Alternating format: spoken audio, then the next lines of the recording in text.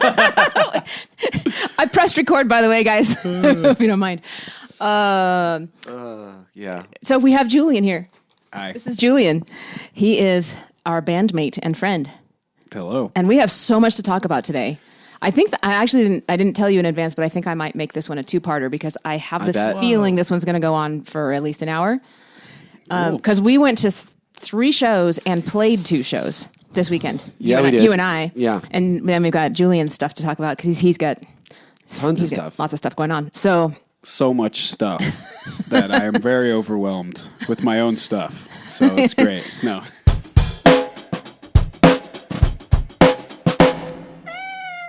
So where to even start? Should we start with... Let's just go kind of in order, I guess. All right. We'll get to Julian's show. So I think Julian's show was the first thing we went to in the past week, right? Cool. Perfect. Yeah. So you had some cool observations. So anyway, Julian, this is your first show with this band, right? Yep. And it was at Lost Lake. Really cool little venue right across from the Bluebird. Yeah. And it was really fun to see my ex-student and also friend Samira playing sax with you. Right. Glad I made that connection. Yeah, that was fun. connection. Mm-hmm. So tell us how you think the show went. I was really pleasantly surprised. I mean, I've played that venue a number of times with my last band, so it wasn't like a new spot for me, but it's just felt so foreign kind of for a minute there, like just being, and like obviously playing shows with you guys. I mean, it's not a new thing, but of course when it's like a new project, your own music, and it just felt like, oh, this is kind of a different energy. So, but it felt really cool. I was, as soon as we started playing, I was like, I'm completely fine. Everything was good to go, but I just felt this was the first time I'm in control of the merch. I got to make sure that goes right. I got to make sure that the sound goes right and everybody gets what they want. I just felt like I was taking on, I was wearing a lot of hats. So that was a different feeling for me in a lot of those areas. But I think it went really well musically. A few flubs, but that's allowed to happen. I didn't notice them. Yeah, didn't notice anything. I would say, I mean, that's we talk on this all the time, how like that first, no matter how well you know the songs and no matter how much you've rehearsed, that first time on stage with new material, it just seems like, like it seems so new, and then you get, a show or two under your belt and you're like, oh, it's all good. I thought you guys sounded amazingly tight. Like, if I didn't know it was the first show, I would not have guessed. Cool. Oh, yeah, I totally agree with that. Not at all. Yeah. And the crowd response was killer. Yeah. People were loving it. That's really cool. I remember talking to a few people after the show, like, thank you guys for listening. Like, they were all like, oh, we really dig the show. And I'm like, thank you. And there's our first one. So, and then there's like, wait, hold on. What? And then they just was like, so I was like, oh, okay, I guess that's something I should have stressed more. It was like kind of a cool milestone. And you're right. I think I have the luxury of having played with most of these players before, but it was all new material for the most part. We brought back a couple songs from the last band that kind of still fit with what I was doing and the stuff I'm doing now. But so like it's kind of nice to skip the like learning each other phases and of things. But that's a real thing. Yeah, for sure. This, besides being a first show with the band, this was an event. This was a milestone. This was your album release party. Right? Well, essentially, so I'm having a listening party this Saturday, actually, 11/12 at Garage Sale Vintage. It's like a local consignment shop that has like vintage clothes. They've got records, cassettes, all kind of stuff. They have a full bar too, and they have a little bit of food as well.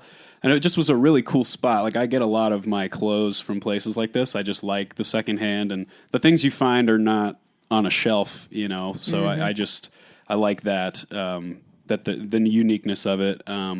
So I just talked to them about partnering up, and that's going to be on the 12th. We're going to have kind of a 1 to 4 time slot, 1 to 4 p.m.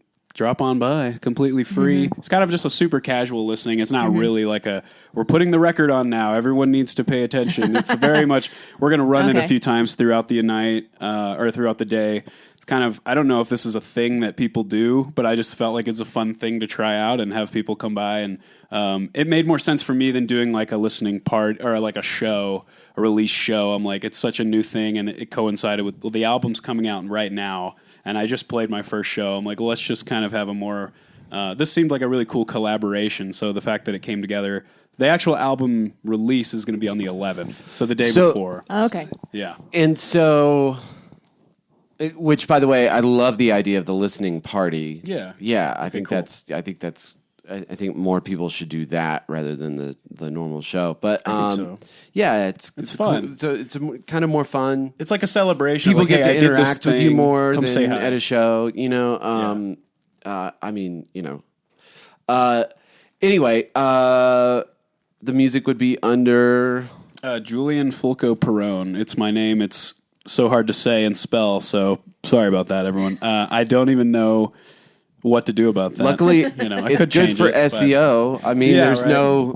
There's no misspelling that. Or even Julian Fulco, like I'm the one. So Right. it That's works pretty cool. out. Yeah. Yeah. But that is the kind of the downside. I go back and forth with it so much of like, I don't have like an Elton John. I don't have a name that's like Max Power. You know, that's a Simpson reference for you there. But I don't have a name that's like, I know how to say and spell that the second I look at it.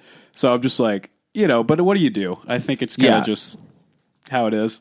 I could change the spelling. I thought of doing some thing like change the spelling to be the pronunciation of it. But anyway. I think it's a lot. It is I think what it's it a lot is. closer than you think.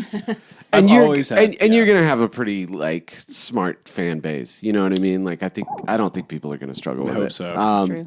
And trust me, as someone who cannot be Googled as Justin Long, Oh, Right. I guess you're right. you're in a better spot being able to be looked up. That's true. So Yeah. Yeah. Fair enough. So let's talk about why your music fits so well at, what is it called? Garage? Oh, yeah, Thrift, garage sale. Yeah, Garage sale vintage. Yeah. Garage sale vintage. So, I mean, your music is definitely throwback music. Like, you as a human are a throwback human. Throwback human. I want to put that in my bio. Throwback. I am a throwback human. Yeah. I mean, your fair. big influences are what? Elton John's one of them. Billy Joel. You played a Billy Joel tune. Billy Joel, Queen. I really like a lot of, like Paul McCartney, the Beatles, the Zombies, the Beach Boys, Brian Wilson, that whole phase. I had my own little miniature Brian Wilson phase where I'm bringing in instruments into the studio that are just random and more of these like toy instruments to see what I can get them and like bringing them into my band, my last band. And like we were kind of going this whole like experimental route and probably contributed to some of the dismantling of the band, even of just like how far I would push things in the studio of like, let's just try things to see what works. We have a whole song on our last record we did that was just like experimenting. I think I layered like 80 tracks worth of just noise and then put that kind of underneath what was happening to kind of create a little bit of a chaotic environment behind the song. It really fit the narrative, but they're just like, what are we doing right now? I've got like a toy train and you're having me like turn the dial on it. Like, Yeah, no. what are we doing? That's But it's a lot of fun. That's a stage. We've all We've all had that. Yeah. we've all done it. Cool. Yeah. Yeah. But just it coincided with like as I'm listening to a lot of these people, I kind of find myself pulling in a lot of their habits, not just their influences and the way that they play, but I'm pulling in a lot of like how they worked in the studio because I find it very fascinating to read about and like how Right. they worked. So I feel like I just inherently pulled some of those habits in, and using the studio as an instrument is very big for what I like to do. Well, and your stuff really does have that, really the kind of spirit of those 60s, 70s records, more than necessarily sounding like anything specific you can put your finger on, like, oh, that sounds exactly like this record or this artist or your song sounds like another song. It doesn't at all.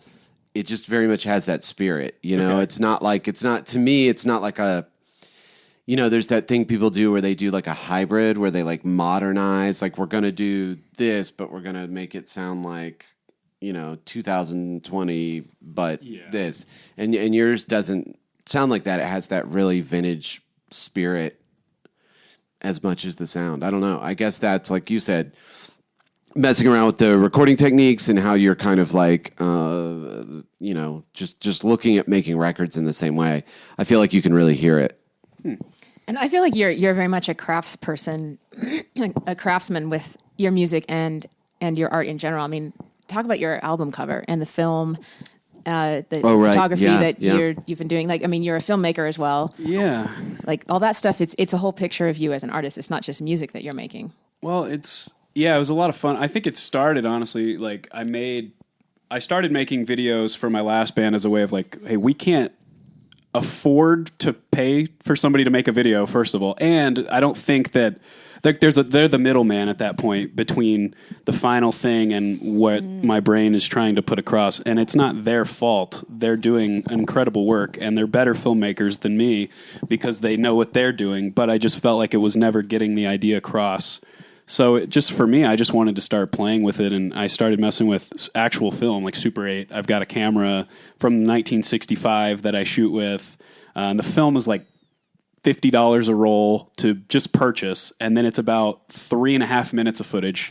You better get it right. You got to get it right. You got to be strategic and very intentional with your shots, and you can still get lucky, of course, but it's just like, I think part of what I love so much about these older artists is they were recording to tape. This was a format. They didn't just have, the budgets allowed them to go forever, but this is a format that a lot of times they had a limited amount of, and same, or even just the limitation of the format of like, we can only do this many tracks at once until we can kind of bounce it down or whatever. It's like they're within the confines of some sort of limitation. And it's like, I like exploring those limitations that they had, but in a modern world, and try to put myself in those situations, because I think that's where you get that spirit from.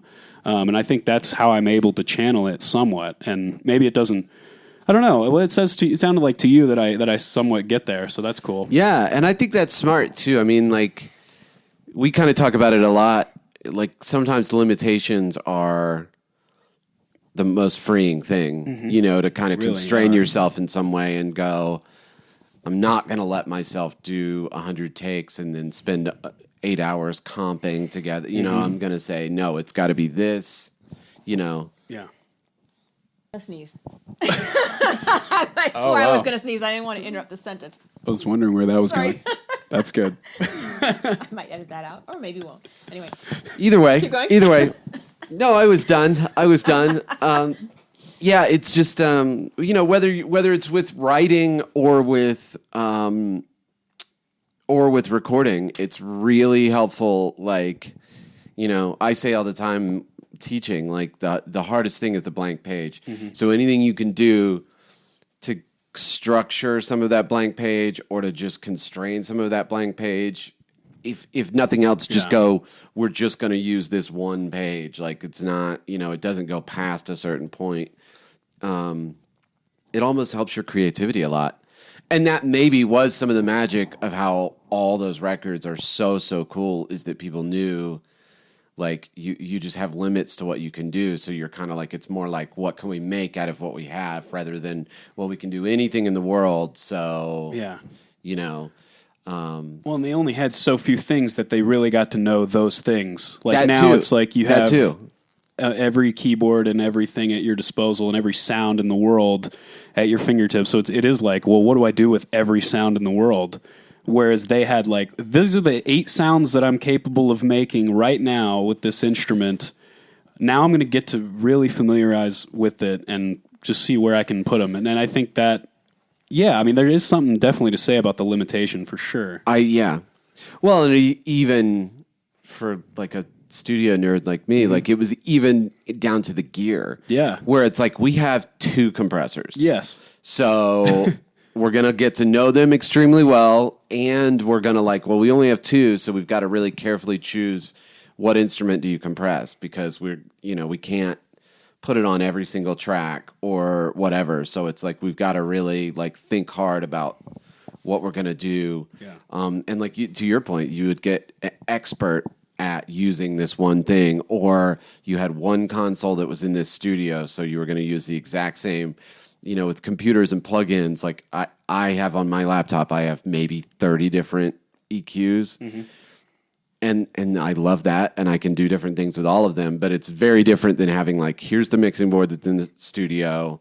It's got 3 bands of things to adjust, and I'm just going to get expert at knowing how to adjust each thing. It's kind of a cool subject. Yeah, I think so. I don't know. Have you guys heard the story about how on Fleetwood Mac's Rumours, they did it, of course, on tape, analog tape, and they did the basic tracks, the bass and drums, and then they did all the overdubs and vocals and all this stuff. But they worked on it so long that the drum and bass tracks had degraded to a point where, because every time you run that analog tape, it loses a little bit of the magnetic material. So every take you do, you're degrading everything. So it wasn't just like, hey, you can sit here and do takes all day. You kind of can't. You're going to destroy the tape. So luckily, the producer, who was Kobe Calais' dad, had made a duplicate tape of the basic tracks, bass and drums. Nice. And an engineer apparently stayed up all night, like using his fingers on dumping from one tape machine onto the other tape machine and replacing the bass and drum tracks. But because those things were only so accurate, to get it right, he was having to like slow the speed, pad the tape reel with his finger to adjust the speed. So that it would line up perfectly, because they didn't have sync at the time, so they couldn't sync the tape machines. So he like literally by ear dumped the bass and drums back on under the rest of the record. Wow. Because they said that like the drums just sounded like paper. It was just like psh, psh, psh, psh, psh. There was like no low end left, and so they like luckily were able to do that. But they spent so much time redoing vocals, and Lindsay coming back in and being like, oh wait, I got a way better guitar part, or like wait, Stevie's vocal's not going to work. We got to redo it. And they did that to the point that they had just destroyed the basic tracks. But luckily he had it, and which is amazing because that album sold more than any album ever, or whatever. Right. It's a huge album, but it was like saved by like studio trickery. Wow. You know, I had my hand doing just to stay on that for a second. I tried to kind of go further with and get my hand on like, hey, let me try to edit something analog style and like do that. And I did that with the Super 8 for my first video I shot. It was called Swamp Stomp. It's a track from my first record that I did just before the pandemic. Like I finished a record and then the pandemic happened. So I'm like, well, I'm just going to put this out. But anyway, it's more of it's a very washy sort of record. A lot of weird effects. I was running pianos through guitar pedals and vocals through, Leslie's and just all kind of weird effects. But for this video, it fit really well to the Super 8 vibe and the film of it. But I sat there and I actually like spliced. I have a little splicer and I'm sitting there like cutting the film to make some edits by hand. I probably did like 4 or 5 edits and I'm like, all right, I'm going to just, do the rest of this digitally. But, it's fun to mess with that. So it made it to the final cut. If you check out the video on YouTube, you'll see, you could probably pick out the edits I did by hand where they're just weird things happening, but it's a lot of fun. I remember the first, it wasn't the first recording I ever did, but it was the first like EP we did. It was still on analog tape. And I remember like tracking one of the songs and the engineer like, oh, here's what I'll do. I'll splice together these 2 takes, because we were still doing, the full band live to tape, and then you'd redo the vocals. But like, he was like, oh, I got it. We'll do this. And he misspliced it. And so we're like 15-year-old kids and we're like listening back. And all of a sudden, like the guitar solo is totally gone. It like jumps right from the one chorus right into the next. And the guitar solo is totally gone. And we're like, oh no, it's ruined. It's ruined. And he's like, wait, no. And he goes digging in the trash and he pulls out. Here's your guitar solo. He pulls out the like 3-foot piece of tape that was the guitar solo. And he was like, I just measured wrong. And like he like did the thing and spliced it back together, and then it was all fine. But we were like, we didn't understand the technology, so we were losing our minds. We were like, oh no, it's ruined forever. And he was like, no, don't worry. Yeah, I got it. He was like digging through the trash to find the. That is insane. Yeah, that was pretty fun. So gosh, well, anyway, check out Julian's music. It's gonna be on Spotify and the YouTubes and. Not Apple Music. We're boycotting. No, I'm just kidding. It's everywhere.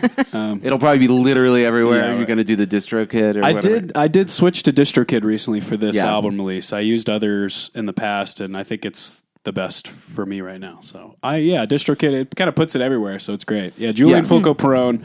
Everything is at Julian Fulco Perron, all the YouTube and the Facebook and the Instagram, all that stuff. That's the great thing about having a unique name too, is you can get all the handles. You can get all the exactly. Mine are not the same everywhere. You know, I almost got at JFP, which would have been amazing. Whoa. But Jackson Free Press, I'm coming after you.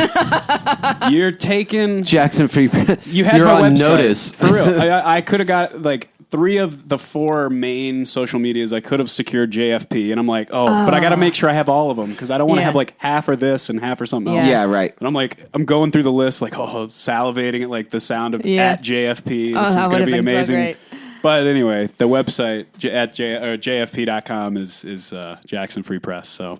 They stopped me short of my tracks. All right. Well, you heard it here first. Things. Jackson Free Press. I'm going to come after you. You're on notice. Just wait. I have no idea who that even is. I don't know. I'm threatening organizations. I don't understand. Assuming Mississippi, right? That's probably Jackson. Oh, yeah. Probably Jackson, Mississippi. Yeah. There's also Jackson County, North Carolina. I didn't know a lot of Jacksons. Yeah. A lot of... Well, it's free press, so... Yeah, problematically named. Maybe I could get on there. Do a story with JFP on JFP. We'll see. Now you're talking. Now we're that's talking. Synergy. Partnering. Anyway. So we went to your show Thursday, and then Friday, moving on through the week, we shot a music video with Cody Qualls. Mm-hmm. Which I have a feeling we're going to turn a lot of people on to that location. There might wind up being a lot of music videos. There's an open... Colorado has a lot of these open spaces, which are sort of like parks. They're not really. They're just empty open spaces, and they put like paths through them so you can run or bike or whatever. And this particular one, if you walked 20 feet off of the path... It had this amazing view of the mountains in the background and these kind of like rolling hills up to the mountains. And then, of course, if you turned around and looked the other direction, there were office buildings. So it was not actually outside of town, but if you were shooting just the right way, it looked like you were standing in the Rocky Mountains. Oh, awesome. And so, we got up super early and we got lucky it snowed because it looked unbelievable with all the fresh snow everywhere. It looked so much better than if it had been, we were initially thinking like, oh my God, it's ruined, it snowed. And because when we got there was so much fog and there were clouds and stuff. You couldn't see the mountains. You could barely even see the next hill. Right. So it was just this white, gray, white out kind of thing. But then the sun came up and started burning off some of the clouds, and it was spectacular. It was unbelievable. Some of the shots we got are just, it's going to be incredible. And that's for Cody's song, Colorado. So that's why mountains, etc. And that has Hazel Miller and Josh Blackburn. We'll probably get to them. Anyway, got completely microwaved because we did not think. I think you were okay, but I wear sunscreen every day. Yeah, and you tell me I should, but. It's for days like that you should just always put sunscreen on every single day. We live in Colorado. It's sunny most of the time. Yeah. I know you spend your whole day indoors, but... Yeah. Well, anyway, we didn't think about the fact that when it's below freezing, it was 25 degrees outside, so you don't think about getting sunburned when it's literally freezing outside. Unless you're a skier. Which I'm not. But the sun was coming off the snow, and anyway, I felt like I got my eyeballs burned. Yeah, we just got nuked. Like going to sleep that night, your eyes were just like, and we were wearing sunglasses, so God knows what would have happened. I was wearing the cool, like round purple sunglasses, which aren't really sunglasses. Yeah. They just have a little purple sheen to them. They don't really block anything. But and your feet were freezing. You wore Converse, and it was... the snow was melting on your shoes. Yeah, my feet got wet within the first 30 minutes, so I was like... Do your toes feel better yet? You just tell me. No, they feel better now. They're okay. It took like 3 or 4 days. It took like 3 or 4 days. My toes felt sunburned from being so cold. Wow. But, it's a music video for a song that, that we think is cool, and so, you do those kinds of things. And then we shot some other stuff, music video type stuff. Digital Mile, Kyle at Digital Mile. Yeah. He really knows what he's doing. It amazing. Was a really well run. He has. It's one of the red cameras. Yeah. It's very expensive and like it kind of shows. Anyway, shot some stuff at Global Sound too. We did some in the studio shots. So anyway, there's that to look out for. And then that night we went to Lori and Kathleen and Michelle's band. So Lori Clayton, Kathleen Haupt, and Michelle Owen Clemenson's. They're in Sisters of the Moon, right? Which is a Stevie Nicks Fleetwood Mac tribute band, and they played at the Lone Tree Brewing Company, right? In Lone Tree, obviously. And so we went to go support them and check them out. It's their last show for a while because one of them who wasn't there that night, Julie, I think her name is, was having a baby. Oh, okay. So they're taking a little hiatus, but the crowd loved them. The response was... Oh, my gosh.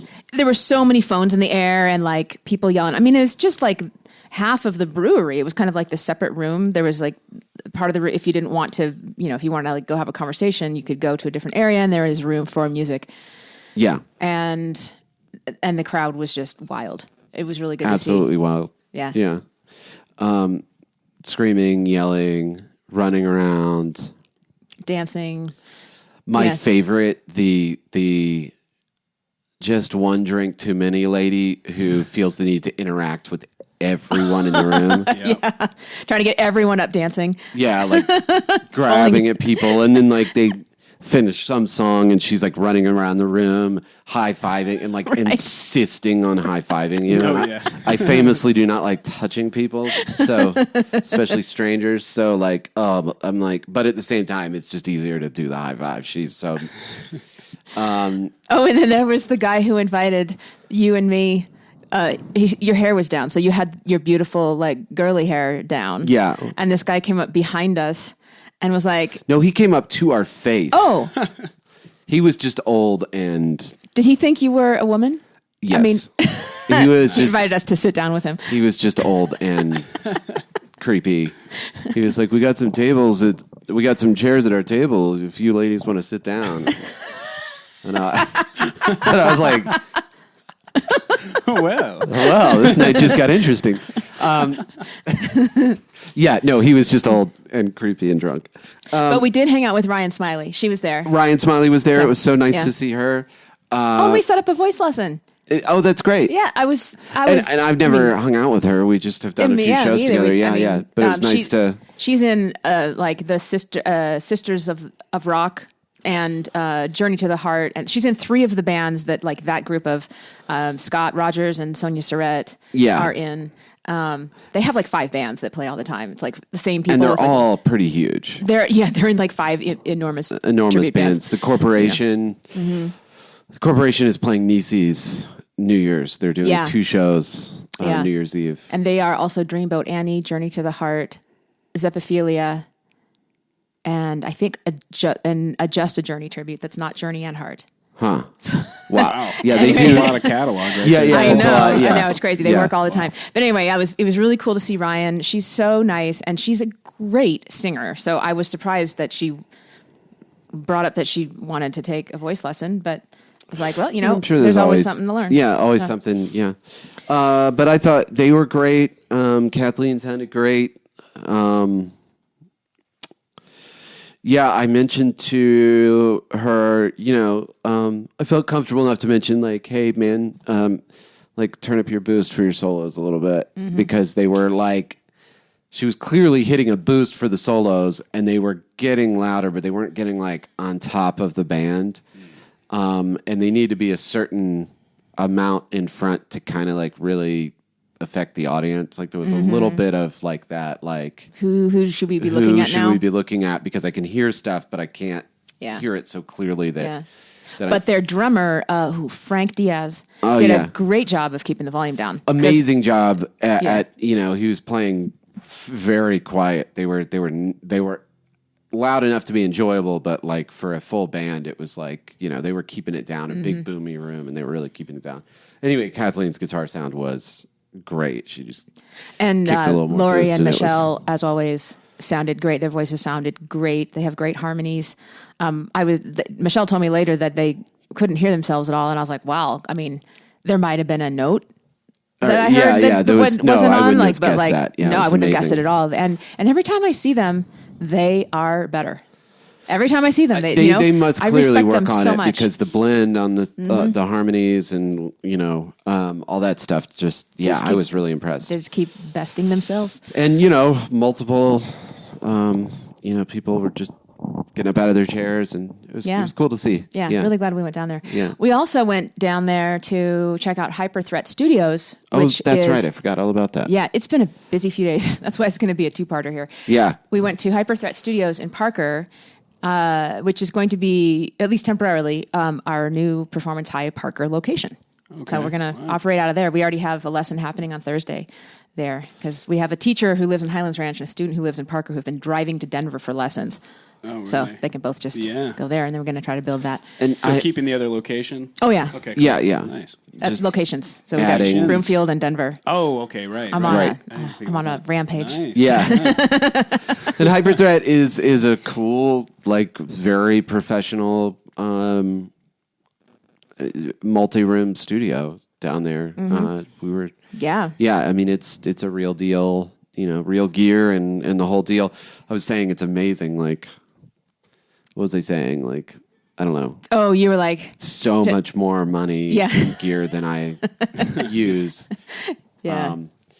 Anyway. Oh, I wanted to go back to we met Bob and Judy at Cody's at Global Sound at Cody's music video recording. Oh, right. Because I wanted to just mention them and give them a shout out because Bob listens to this podcast. Hi, Bob. And hey, Bob. And Judy, Bob is trying to get Judy to listen to the podcast. And so I pulled it up on the phone on YouTube. Oh, right. You did. Phone. You set her all up. Yeah. So, hey, Judy. Yeah. So it was great to meet them. Bob is Cody's father. Judy is, I think, a fan of Cody's. I don't think there's a relationship there. Right. But Judy and I connected over shoes. Right, because you were wearing your Embassy London. I wasn't wearing the flip-flops I'm wearing now, but I was wearing the super cool shoes. And she was like, "Oh, where'd you get them?" And I showed her on the website. And I was like, "There's a place in Cherry Creek, and you should go check it out." And then she told me about Riker's shoes. And I was like, "Oh, those look comfortable, but cool, too." So I have a new shoe friend.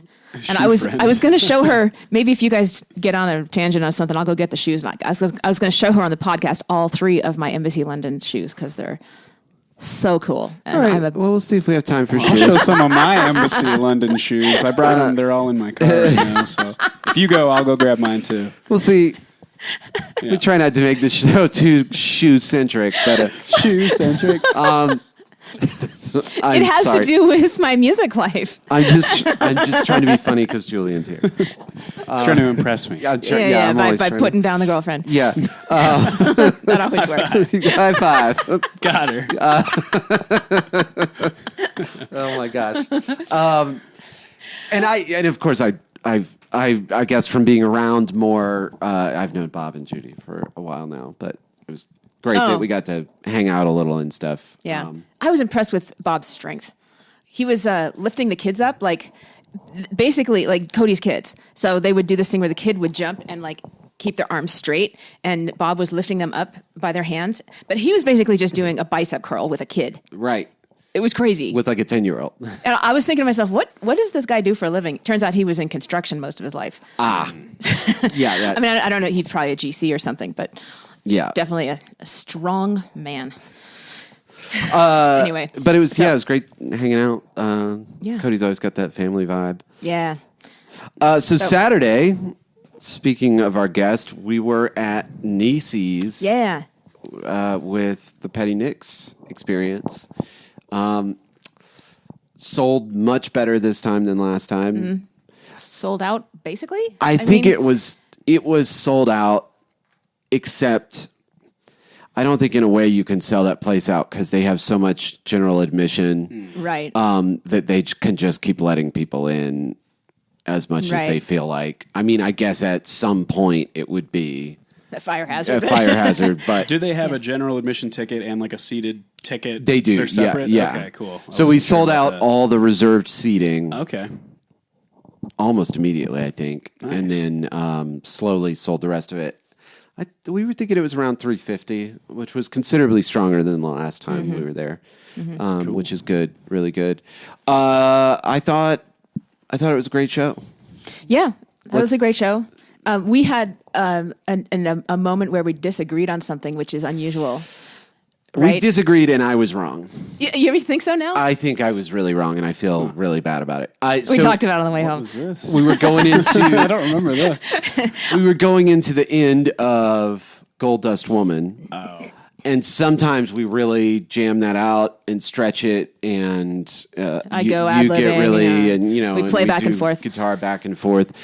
And I think we had something either before or after that was kind of long, and I was just reading the crowd as these people just want to hear choruses and dance. And so I gave you a little, like, shorten it up. Yeah. You know. Yeah. Shorten it up. The universal shorten. The universal shorten it up. It was great. You like turn sideways to the audience, hunch over a little bit, and give me this. Yeah, like bending up. It was like shorten it up. But I was already ramping up, so I was like, and that was one reason I shouldn't have tried to. I should have because there was only I couldn't like. Yeah, go right. that way. I had to like kind of slow down the increase and then level it off and then taper it off sooner than. Maybe you were right. Maybe I shouldn't have even gone there. You were right. You mentioned later that the last time we were at that venue, that what got the crowd really amped was exactly that moment in the set. That's when people came up. That's when when we broke the room open and people were really crazy. Yeah. Although this time I feel like we started the very first song, which. What a disaster that was. But we started the very first song and people like rushed up and started dancing. So I was just reading it as like, this is a dancing crowd and they don't necessarily want the...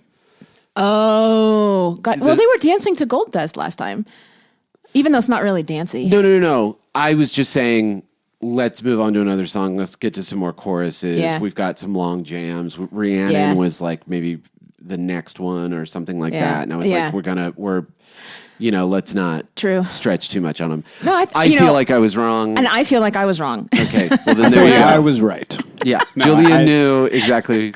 I was watching the whole thing unfold. And, no, I really don't remember this. I think I was dealing with some in-ear issues. I really got to fix that. I just need something new. Just something with... it's just super... Like, it's getting too much gain. So I try to adjust it. But then I'm just getting a lot of feedback or like... Not feedback, but a little bit of like... too much other noise in my ears, and I'm like, it's so distracting. It may just be crackling. It may just be coming through your mic. Yeah, it could be. So that's why I try even adjusting my gain from my while I'm up there, and then just turning the pack up, and that just wasn't seeming to work. It's like crackling. So I don't know. It's like when I'm singing, it's like each word is like crackling. Yeah. So I'm like, I don't know what is the problem. We'll take a look at that. Yeah. I can something inside. I can bring my backup, and we can swap out pieces and see which piece it is Maybe that's doing what that. It is. Yeah. Yeah. What else about that show? What else about that show? Oh, there was oh my the gosh. guy on the side of the stage. So the guy, did you notice the guy on my side of the stage? Your side. That was yelling the entire time. Oh, I could hear him. Yeah. I could hear. He decided. I got my lyrics wrong on Gold Dust because he distracted me. He was like, Stevie! And that's why I sang the wrong line for the first verse. And he decided for some reason to call me Lindsay because, in Fleetwood Mac, Lindsey Buckingham is the guitar player. In this band, I'm clearly doing Mike Campbell, but that was lost on this guy. And he just kept going, hey, Lindsay! Lindsay! Hey, Lindsay! Get him, Lindsay! Like, get him. And like, and not all of it was positive. Like during verses, sometimes we'd just be doing verses, and he'd be like, "Kind of one note, Lindsay. Kind of one note." And I'm like, I was not. It's a verse. Like, what do you want me to do, dude? Like, yeah, wow. And he was just like stream of consciousness, narrating the entire set, just like, "Oh, that's the bass. That's the bass. The bass is playing now." Maybe he was recording his podcast. Just like, maybe so. He's like trying to let a live stream going on. Maybe so. He's got the Petty Nicks experience. The only the only tribute. No, it's a podcast. Live watch podcast of the Petty Nicks experience. That's great. We should hire him. He was and he sounded and looked like Fred Flintstone. Like, he was like just huge, blocky face, like very barrel chested. I mean, he wasn't dressed in a tiger skin, but other than that, he looked like Fred Flintstone, and his voice was that kind of like, "Hey, Lindsay," like just like I can't even do Fred Flintstone, but it was just the roundest. It was unbelievably distracting, and like once or twice, I was like, like, "Hey, high five," but like keep down, like really, like, and apparently Kristen and Morgan were standing next to him, and he was apparently driving them up the wall the entire time. In the old days, I definitely would have bounced someone over that. Oh, speaking I of, feel like we can do that right now. But speaking of bouncers and security guys, we were talking last night. We wanted to. This is a total tangent, but So last night we were at Foles. Oh yeah. Which is one of our favorite. Another one of our favorite bands. I do have hundreds of favorites. And there was a security guard walking the barricade. We were the Mission Ballroom, best music venue ever that I've ever been to. And we were right up at the barricade because it's so convenient to like get in and out. Like you can stand right at the front and it's not a problem. Anyway, and there was a security guard walking around, and I was saying to you, I wonder if I couldn't tell if he was the venues guy or the band's security guy. And I think by the end of it, I think I'm pretty sure he was the band's guy, because at a certain point, along with your normal crew and your techs and stuff, you're gonna travel with security. And I was telling you the story of the greatest security guy I ever knew, who worked for. I'm going to be really careful because I'm going to tell the whole story. I'm going to be careful not to give any details, but we were touring with a national band, opening for a national band, and one of their head of security was a huge man who had been a professional wrestler before he got into security.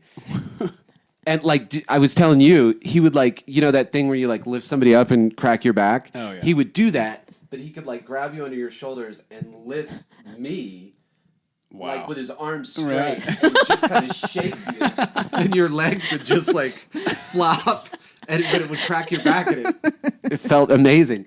But he was like that, like But he was amazing because he would walk the barricade the entire show, and like I don't know that this happens anymore, but like packed shows used to be an excuse for creepy guys to like rub all over random girls and stuff. But this guy would like walk the barricade, and if he'd see it, he would just like reach into the crowd and like shove somebody away from somebody.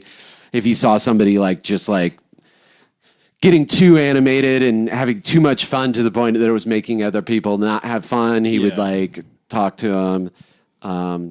Just an amazing security guard. But the funny story was when... So I have no idea where we were. We got very friendly with him. He didn't work for us. He worked for the band we were opening for.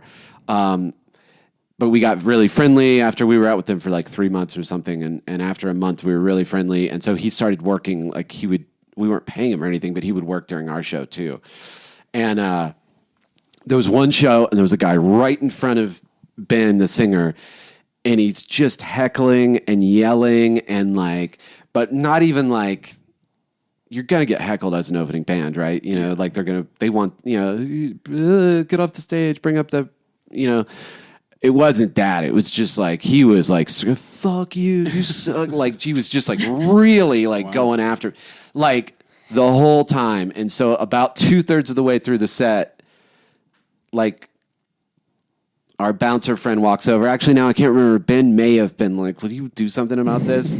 Or he walked over on his own. But either way, he walks up to the guy and he's like, and he leans in like he's just going to like talk to the guy and like give the guy a little talk. And then he leans back out and the guy just like falls down. And I don't know what he did to the guy. He poisoned him. He poisoned him. I don't know if he like short range like headbutted him or like he leaned in so close that he like hit him, but he it looked like he leaned in and said like one thing to him, and then the guy was just like Like That is insane. I was like, it was totally insane. We were all like, whoa, like no, we didn't want that. Wow. Just maybe like you out of here thing would have been sufficient. Did like, he fall or was he just like dazed? he was just he didn't fall, but he was Okay. definitely like dazed. He was just like and then he was like quiet like the rest of the set. He was just like didn't like he Wow. was just like he was done. But it was like the most amazing like also yeah, we were like, dude, like, You just ruined that guy's life. we just meant like get him out like That's insane. Wow. but and we were like, oh, you are really dangerous. But yeah, it was it's always great having someone like that around to help out. But so that was Saturday night. that was at Saturday. Fool's. Yeah. We should talk more about the Fool's show. Wait, that was last. Sorry, that was last night. Yeah. So we were talking about Saturday and how Fred Flintstone was heckling me, and I had no large pro wrestler to kick him out. Right. I don't know what you guys feel. I feel like in the old days I would have been like, you like get this guy out of here. Oh yeah. You know, like he's making it bad for other people. But I feel like, you know, it's a tribute band show and we're just at Niecy's and I don't even know if they have security. Right. Like I never see, you know, I mean, I felt like there was kind of like, he's not literally hurting anybody. We just kind of have to put up with this, you know? I don't know. It's an interesting thing, but nonstop, Right. Nonstop. And then he could crazy. see the set list. So he would be just like, the next one's the chain. It's the chain. It's the chain. See, it's the chain. I told you it was the chain. I heard him yelling like it was like the kick drum. He's like, "Oh, that's the chain," and I thought he maybe just knew the song. But Yeah. that's funny. He was just looking ahead, like, okay, Yeah, he was like looking ahead at my set list. Like no one else around him could also look over and see my set list. There's not a barrier, Yeah. really. We're right there. It was unbelievable. Just nonstop motor mouth. Like craziest thing. Anyway, Saturday I thought was a good show. Yeah, it was a great show. Yeah, I got to compliment you, man. I feel like I say it all the time. You are such a natural with crowd work. I mean, it was the same thing at your original show. Not just crowd work, but like just interacting with the crowd. Like, I don't know, there's something that you just seem to get okay. about performing and working a crowd. And just your timing. Like, it's not just that you say, hey, how you doing? Or whatever. In the Petty Nicks thing, that's a lot of your job is doing the rah-rah Yeah. stuff.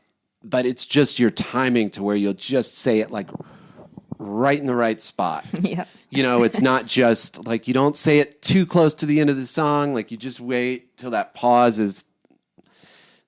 That's a lot of it. Yeah. Yeah. It's just like waiting for them to be able to react appropriately. And I think, and See, that's what I mean. You get it. Like that's a lot of what I teach when I teach performance is teaching people to recognize those things in a crowd. Like you got to wait until they can hear you, until they'll be able to react, that's the right time for them to want to, you know, and you just have that sense where every time you do it, I'm like, I literally say it to you sometimes while we're on stage. I'm like, this fucking gets I remember you saying, you know, I was thinking about it the other day of like because you're like, I don't know where that comes from. And I'm like, I don't really either, but I was thinking about it. I'm a huge fan of stand-up comedy. And I think, honestly, watching their timing, you just kind of pick up instinctively like how they interact with crowds. And it's a lot of the same sort of timing and pacing of things. So maybe it's some of that. Just I literally use examples of stand-up when I'm talking about those things because you know, I don't think I got it from stand-up, but I think where I started recognizing like, oh, that's what it is. Same, yeah. You know, is like recognizing,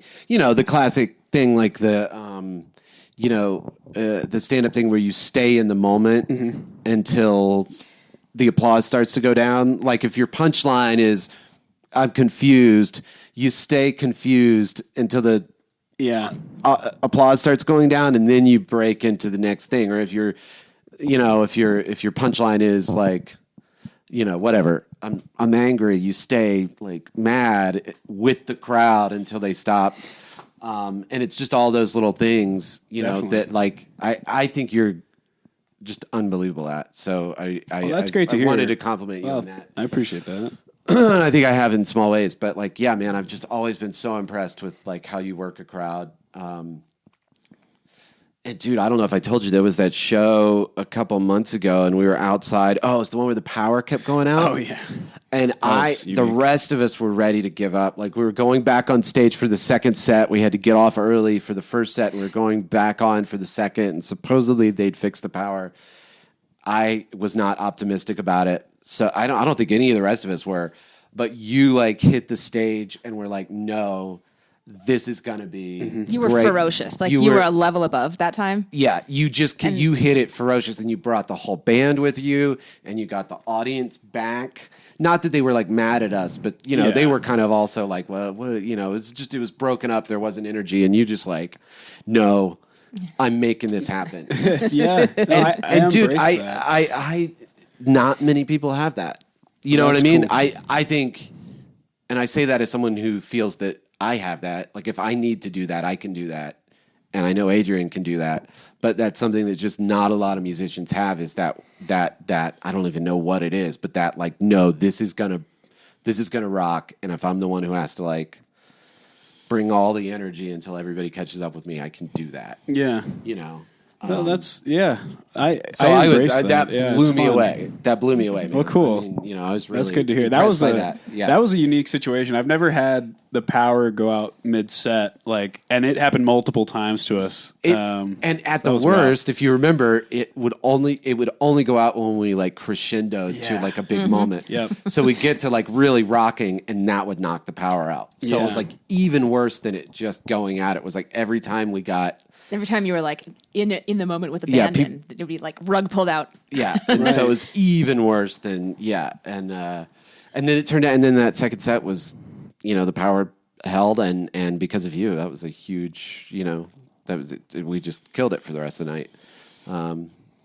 So anyway, yeah, man, I've always been really impressed with that, and that's one of the big things you bring to the Petty Nicks experience. I mean, other than just the, singing and playing thing, is like the crowd work and the way you guys are able to do. You guys just kind of fell into different roles with the crowd, and I think that's part of it. Naturally developed that way too, which has been nice. Yeah, it just kind of happened, but I think that's one of the things that works so well with that band, is there's that 1-2 punch of your thing, and then you do your thing, and then it's the back and forth. If it was all one or the other, I don't think it would be as exciting. Right? I think that's kind of what's been working for us so well. Mm-hmm. Yeah. Yeah. All right.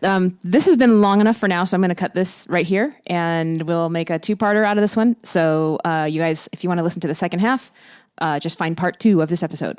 Are you going to cut? Wait, you're going to cut it right here, or right here? Now, or wait, was it the other time or now? Now. Is this part 3?